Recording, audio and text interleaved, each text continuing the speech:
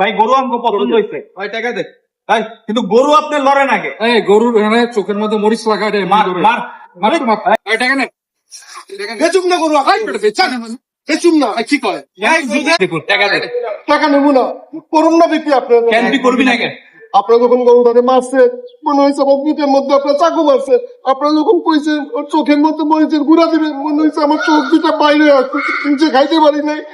ওরে আমি খাওয়াইছি, অস্থি সন্তানের স্কুলে পড়ানো বলে ওরে আমি বিক্রি করতে বাধ্য হয়েছি। আপনারা আমার প্রিয় জিনিস দিতে এই ব্যবহারটা করলেন। আমাদের আসলে ভুল হয়ে গেছে ভাই, আমরা আসলে কোরবানির আসল মাহাত্ম বুঝতে পারিনি। আপনার প্রিয় জিনিস মানে আমাদের প্রিয় জিনিস, আমাদের আপনি ক্ষমা করে দেন, ও আমাদের কাছে যত্নেই থাকবে।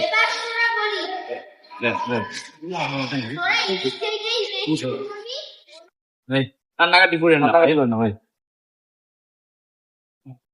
ঠিক আছে আমরা যাই। হ্যাঁ ভাই যাই, রশি রাখ করেন ভাই। ভাই রোজটা খুলে দেন।